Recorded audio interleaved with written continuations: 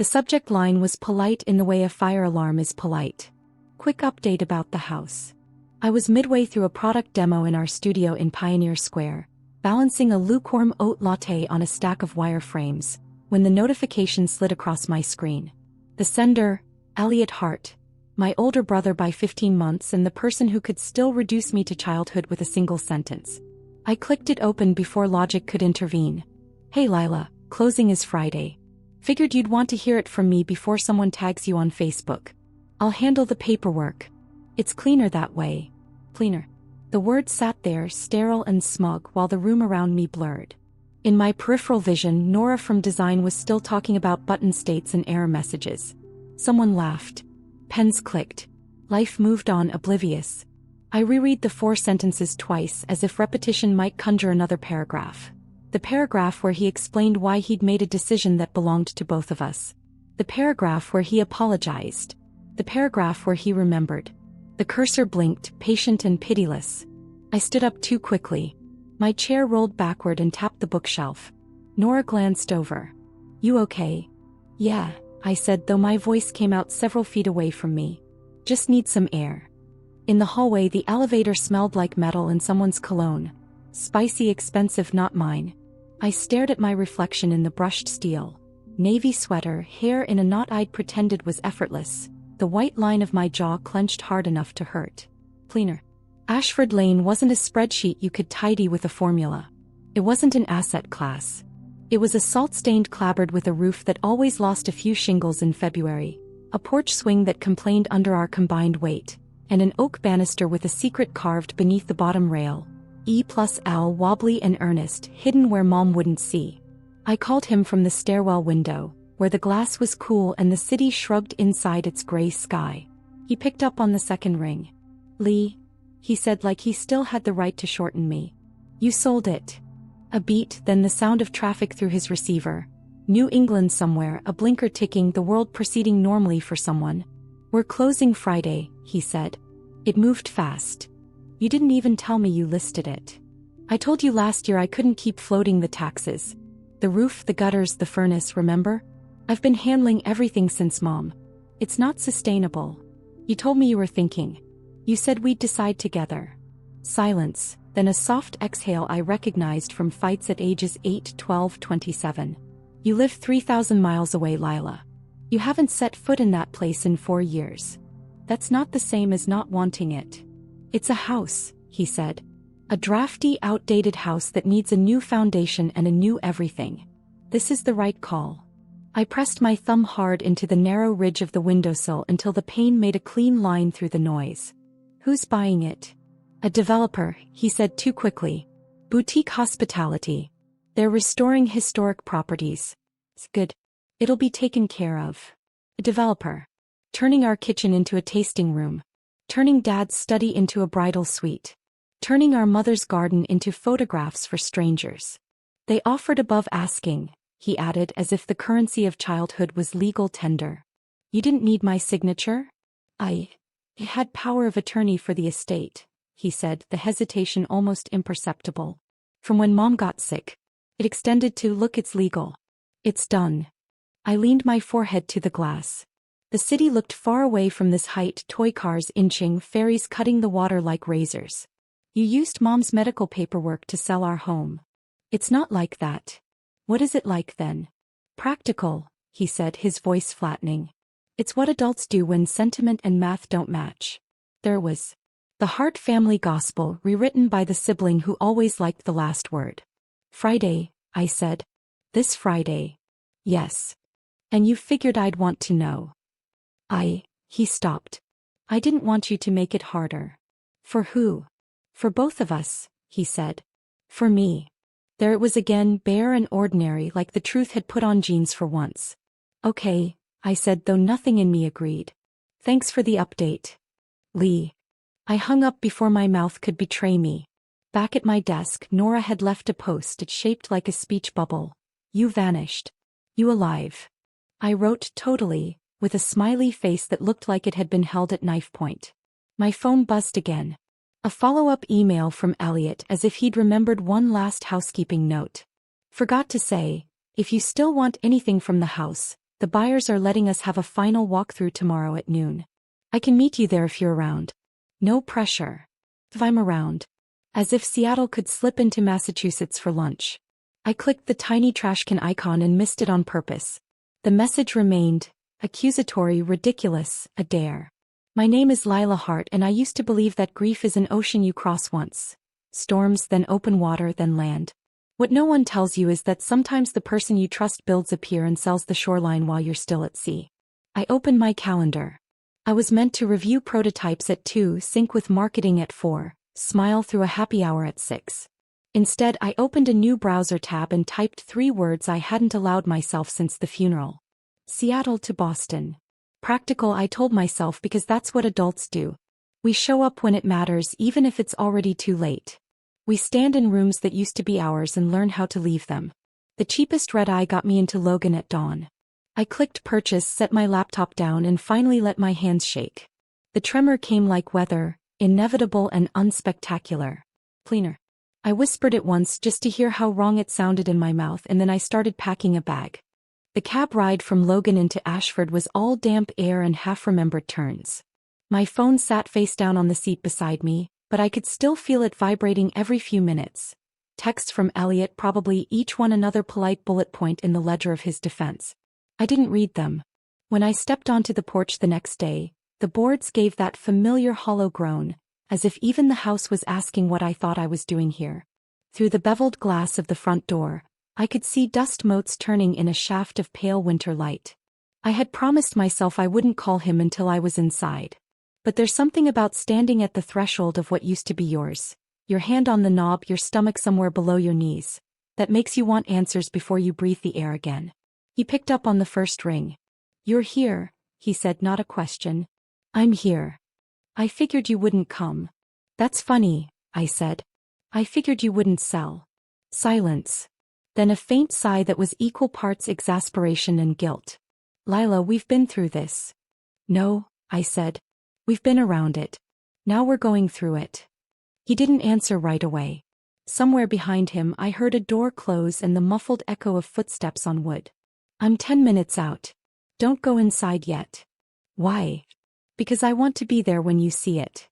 That almost made me laugh, this sudden brotherly instinct to witness my reaction, as if his presence could soften the blow. "You mean when I see what you sold?" "Lee," his voice shifted, dropping its practiced calm. "It's not just a sale. It's a new chapter. For the house. For us. You sold our childhood for a metaphor?" "Don't start," he said, sharper now. "You weren't here. You didn't mow the lawn in July when the mower died halfway through. You didn't fix the leak above Mom's room or scrape the ice off the gutters in February. You weren't." "I wasn't allowed to be," I said. "You told me you had it handled. Every time I offered, you told me to stay where I was. Because flying across the country to patch drywall doesn't make sense," he snapped. "And selling the place without telling me does?" I heard the blinker click again, steady as a metronome. It was legal. And it was necessary. Legal. Necessary. 2 words that could make almost anything sound righteous if you said them with enough conviction. "Who are they?" I asked. "What?" "The buyers." A pause, then, "They're local investors. A couple. They're planning to restore it." "To what?" "To something people can use," he said. "Events. Weddings. You know, life." I looked at the door again, at the brass handle worn smooth by decades of hands. Ours, our parents, every neighbor who'd ever stopped by with a pie or a piece of news. "And you think that's better than what it was?" "It's not about better," he said. "It's about possible." Possible. As if memory was a liability to be restructured. "I'll be there in 5, he added, and hung up before I could decide what to say. I stayed on the porch, my fingers grazing the chipped white paint of the railing. In the distance, a car engine grew louder, and with it, the faint ache in my chest that I'd been mistaking for anger. I wasn't just furious. I was grieving. And Elliot, for all his talk of practicality, had no idea that grief doesn't listen to market conditions. Elliot's car crunched up the gravel drive, the same uneven stones Dad had poured one summer when money was tight and asphalt felt like an extravagance. He stepped out wearing a charcoal coat and the kind of careful smile people save for awkward reunions. "You look the same," he said, as if it were a compliment. I didn't answer. Instead, I pushed open the door and the familiar hinges groaned like they remembered my weight. The smell hit me first, not quite musty but stripped. Like someone had taken the scent of cinnamon from the kitchen, the hint of Mom's perfume from the hallway, the damp warmth from the basement laundry room, and left only air. The living room was empty. No sofa under the bay window. No coffee table stacked with magazines months out of date. Just sunlight bouncing off bare hardwood, catching dust in midair. I stepped inside, my boots clicking too sharply on floors that once absorbed every footstep in the chaos of growing up. The kitchen was worse. The yellow enamel stove was gone, along with the mismatched chairs that never fit under the table. I could still see the faint outline on the wall where the clock used to hang. A cheap plastic thing shaped like a sunflower, its second hand jerking in nervous ticks. Elliot stayed a few steps behind me, hands in his pockets, like he was bracing for an argument. "They've already started clearing it out," he said. "The buyers wanted a clean slate." I ran my palm over the counter where I'd once rolled pie crust with Mom, flour dusting my elbows. "A clean slate," I repeated, my voice flat. Like nothing ever happened here. That's not what I meant. But it was, in a way. To Elliot, history was something you could strip and repaint. To me, it was in the grain of the wood, in the places the varnish wore thin from the curve of our hands. We climbed the stairs in silence. The banister still had our initials carved into the underside, though the letters had faded to the color of the oak. I touched them without looking, a reflex. In my old room, the wallpaper was gone, the window bare. I stood in the center of the floor, trying to remember the sound of rain on the glass during late-night phone calls I'd whisper through so our parents wouldn't hear. Behind me, Elliot said quietly, "It's just a house, Lila." I turned to him. No. It was our proof. Proof that we belonged somewhere. That we started in the same place. His jaw tightened, but he didn't argue. We finished the walkthrough without speaking, moving through rooms like tourists in a museum that used to be our life. When we stepped outside, the winter air was thin and bright, and I knew, no matter how far I flew to get here, that part of the distance between us wasn't measured in miles anymore. It was measured in walls we'd each decided to tear down. The years after the sale folded into each other like poorly stacked linens, creased, mismatched, impossible to smooth out. Elliot and I spoke less than hardly at all. Holidays were negotiated like fragile ceasefires. We sat at opposite ends of rented tables in other people's dining rooms, making polite conversation about weather systems and mutual acquaintances. If anyone mentioned the house, the air shifted and we both reached for our glasses at the same time. I moved deeper into my life in Seattle. Long hours at the agency, weekend hikes in the Cascades, the quiet satisfaction of a space that was entirely mine. But sometimes, in the middle of a perfectly ordinary Tuesday, I'd be hit by the smell of lilacs or the creak of a certain kind of stair and feel that old pull toward Ashford Lane. Then one rainy afternoon in March, his name lit up my phone. I let it ring twice, maybe 3 times before answering. "Lila," he said, his voice cautious, almost formal. "It's been a while." That's one way to put it. Pause. "I'm getting married. Her name's Claire. We're having the ceremony in the fall. I'd like you to be there." The instinctive no rose to my lips, but I didn't say it. Instead I asked, "Where?" "An estate just outside town. You might know it." There was something unreadable in his tone, like a test he wasn't sure I'd pass. I said nothing, waiting for him to fill the space. "It's nice. Thought you could meet everyone, see the place, maybe we could." He stopped himself as if the next words were too fragile to survive. It would mean a lot. The request landed between us like an unwrapped gift. Weighty, suspicious, impossible to ignore. "Send me the details," I said finally. He exhaled, relief and tension tangled together. "I will. Thanks, Lee." When the call ended, I stared at my phone, the screen still glowing with his name, and tried to imagine a version of our story where I could sit at his wedding without seeing every broken promise in the room. By the time the invitation arrived in the mail, a thick ivory card with our names pressed in gold, I'd decided. I would go. Not for reconciliation, not even for family. I would go because some doors once closed have to be opened again, if only to prove you can walk through them without looking back. The estate rose at the end of a long curved drive lined with sugar maples, their leaves already tipping into autumn fire. Claire had chosen well-polished white columns, manicured gardens, the kind of timeless elegance that photographs effortlessly. But as soon as the driver slowed to a stop, I felt the air shift. From the outside it was grander than I remembered. Fresh paint, new shutters, the roofline sharpened, but the bones were unmistakable. The double porch with its sagging charm was gone, replaced by a perfect wraparound veranda. The lilac bushes were taller, but I could still trace the curve of the path that used to lead to Mom's herb garden. It was our house. I stepped out onto the gravel and the scent of damp earth rose to meet me, carrying the ghost of summers when the air was thick with cut grass and the clink of Dad's iced tea glass. Guests milled about the lawn in jewel-toned dresses and tailored suits. A jazz quartet played under a cream-colored tent, their music spilling lazily into the late afternoon light. No one here knew this place as anything but a venue. Inside, the transformation was surgical. The foyer gleamed with polished oak, but the worn spot on the third stair, where Elliot used to leap down two at a time, had been replaced. The dining room had been opened into a ballroom, the kitchen remodeled into a caterer's prep space. Even the banister had been sanded and stained, our carved initials long erased. I wandered toward the back garden, needing space to breathe. The gazebo stood where it always had, though now draped in sheer white fabric and strings of tiny lights. It was beautiful in a curated catalog way, but I could still see the crooked rail Dad had fixed after one of Elliot's elaborate childhood dares went wrong. I didn't hear him approach until he was beside me. "You recognize it," he said quietly. "Hard not to," I replied. "They've done a good job. Better than we ever could have." I looked at him, really looked, at the lines deeper around his mouth, at the way his tie was slightly off-center.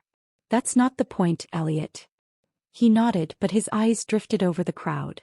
"Ceremony starts in 20. Hope you'll sit near the front." "Don't worry," I said. "I wouldn't miss it." But what I meant was something else entirely. Dinner had been cleared, the band had eased into a warm, low rhythm, and the air inside the ballroom carried that fizzy mix of champagne and unspent words. The mic passed from Claire's father to her maid of honor, then to a groomsman whose jokes landed just well enough to keep the crowd smiling. And then someone, maybe Elliot himself, was putting the microphone in my hand. I stood, my chair sliding back against the polished floor. Conversations softened, the kind of hush that isn't silence so much as collective anticipation. I could feel Elliot's eyes on me from the head table, a polite curve to his mouth that didn't quite reach his expression. "I wasn't sure I'd be here tonight," I began, the words finding their own pace. "Not because I don't love a good wedding, though I'll admit I'm more comfortable behind a camera than in front of one, but because, well, this place holds a lot of history for me." A ripple moved through the room. Someone glanced toward the windows, toward the gardens beyond. "This estate," I said, letting the pause do some of the work, "used to be my family's home." Elliot's smile froze. "It's where my brother and I grew up. Where we built blanket forts in the living room and dared each other to jump from the gazebo steps. Where the oak banister inside still carries the dent from the time Elliot decided cardboard boxes made excellent sleds for the stairs." A few guests chuckled. Elliot's fiancée shifted in her seat. "Places like this," I continued, "don't just hold furniture and paint. They hold the arguments you regret, the promises you mean, the seasons you think will last forever. And sometimes they hold the things you lose, by choice or by someone else's." I let that hang in the air just long enough for people to feel it. "But tonight," I said, raising my glass toward the head table, "this place is part of a new chapter. Claire, welcome to the part of the story where Elliot learns what it's like to share everything with someone else, and to keep the important promises. May your home, wherever it is, be full of the kind of memories that don't get sanded away." I drank, the room following in a ripple of crystal and murmured cheers. The band picked up again, smoothing over whatever small tremors my words had left behind.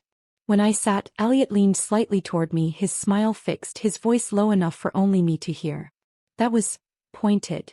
"So was selling the house," I replied, my eyes on the dance floor. The night thinned out the way weddings always do. High heels abandoned under tables, ties loosened, conversations collapsing into half-finished stories. I slipped out before the last song, the cool air outside a relief after the heat of the ballroom.